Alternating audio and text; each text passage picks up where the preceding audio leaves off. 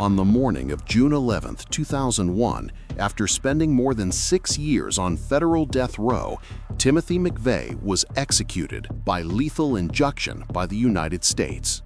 He became the first person executed by the federal government since 1963. But to understand how the United States arrived at this moment, it is necessary to go back to a quiet Wednesday morning when Oklahoma City came to a sudden and violent end. This is the story of how Timothy McVeigh went from an anonymous former soldier to a mass murderer, and how the United States brought his life to an end. If you're new here, please hit the subscribe button and like the video. This is Verdict Vault. Stay with us. April 19, 1995. At 9:02 a.m., a massive explosion tore through downtown Oklahoma City. A 4,800-pound truck bomb packed with ammonium nitrate fertilizer and fuel oil detonated outside the Alfred P. Murrah Federal Building. The blast sheared off the building's north face. Floors collapsed. Concrete and steel rained down onto nearby streets. Inside the building were federal employees, visitors, and children. The building housed a daycare center. When the smoke cleared, 168 people were dead. 19 of them were children. Hundreds more were injured. First responders described scenes of total devastation. Firefighters pulled bodies from the rubble for days. It was, at the time, the worst act of terrorism ever committed on U.S. soil, and it had not been carried out by a foreign enemy. Before we move into the arrest and trial, let us know in the comments where you're watching from. And if you're new here, consider subscribing for more in-depth true crime documentaries.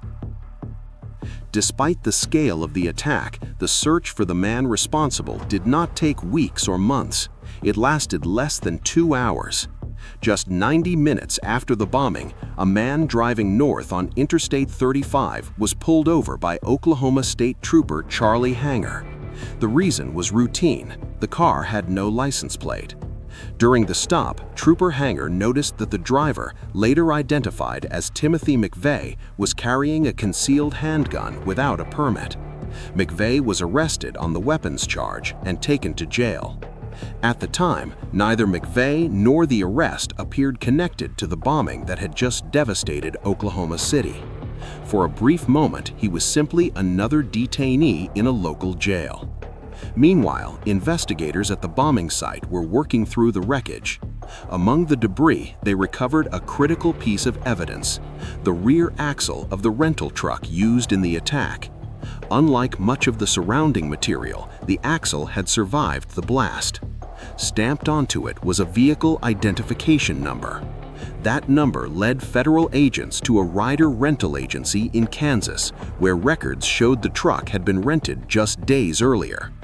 Witnesses there provided a description of the renter. The description matched the man who had been arrested during a routine traffic stop outside Perry, Oklahoma. From that point forward, the pieces came together rapidly. Within days, federal agents identified Timothy McVeigh as the primary suspect. He was transferred into federal custody and formally charged with 168 counts of murder, conspiracy, and the use of a weapon of mass destruction. The deadliest domestic terror attack in American history had not ended with a chase or a shootout. It had ended on the side of a highway during a traffic stop for a missing license plate. Timothy James McVeigh was born on April 23, 1968, in Lockport, New York. By most outward appearances, his early life was unremarkable. He struggled socially. He felt isolated. He was deeply affected by the Gulf War, where he served briefly in the U.S. Army but failed to make the Special Forces. After leaving the military, McVeigh drifted. It was during this period that he became increasingly absorbed in anti-government extremist ideology. He expressed anger towards federal law enforcement and believed incorrectly and dangerously that the U.S. government was waging war against its own citizens. He was particularly influenced by the 1992 Ruby Ridge standoff and the 1993 Waco siege, events he interpreted as proof of government tyranny. McVeigh associated with Terry Nichols and Michael Fortier, both of whom later became co-conspirators. Nichols helped him acquire bomb materials.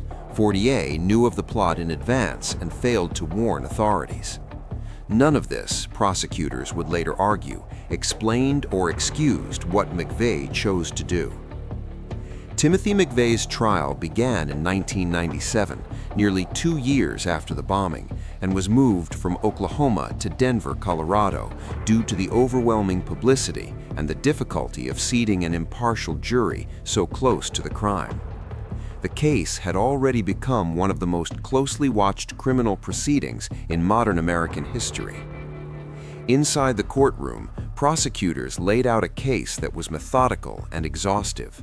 They presented rental truck records tying McVeigh directly to the vehicle used in the bombing. Forensic evidence linked bomb components to materials McVeigh had purchased and handled. Eyewitness testimony placed him at key locations in the days leading up to the attack. Jurors also heard statements from McVeigh himself, some made to investigators, others captured through documented behavior and writings. Together, the evidence formed a clear and consistent narrative. The defense did not dispute that McVeigh was responsible for the bombing. Instead, his attorneys attempted to complicate the picture. They suggested the possibility of unnamed co-conspirators and argued that McVeigh had been driven by rigid ideological beliefs rather than personal hatred or cruelty. The defense framed him as a man consumed by extremist ideas, not someone acting out of simple malice. The jury was not persuaded. After deliberation, they rejected the defense's arguments and focused on the outcome of McVeigh's actions, the deliberate planning, the scale of destruction, and the loss of innocent life. On June 2, 1997, Timothy McVeigh was found guilty on all counts. He was sentenced to death. As the verdict was read, the victims' families remained seated in silence. Some wept quietly, others stared straight ahead, their expressions unreadable. For many of them, there was no sense of relief, only the final confirmation of what they had already known.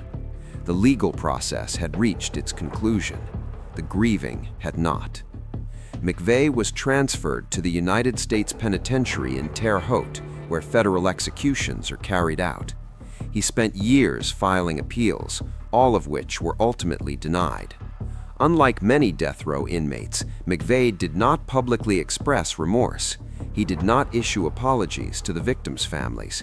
He remained largely silent, communicating through letters and legal filings. In 2001, after exhausting his appeals, McVeigh waived further legal challenges, allowing the execution to proceed. For the families, this decision brought a complicated mixture of relief and dread. On the evening before his execution, Timothy McVeigh was offered a last meal. He chose 2 pints of mint chocolate chip ice cream. There were no visitors.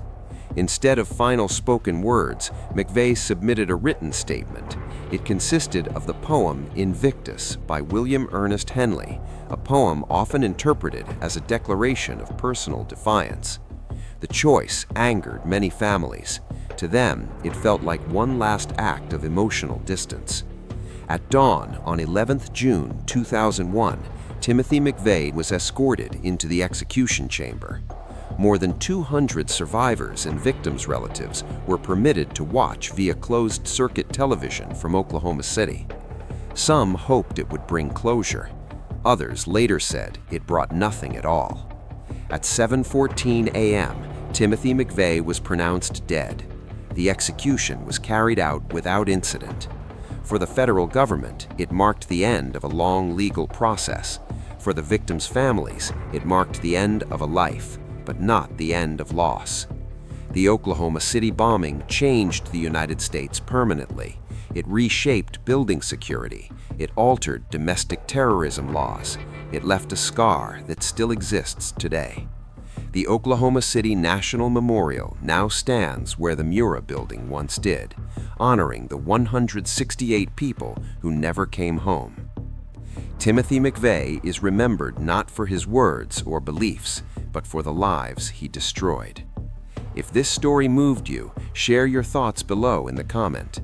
Don't forget to like, subscribe, and ring the bell if you want more stories that challenge our ideas about crime, punishment, and humanity. Thank you for watching Verdict Vault. Until next time, stay thoughtful, stay compassionate, and keep seeking the truth.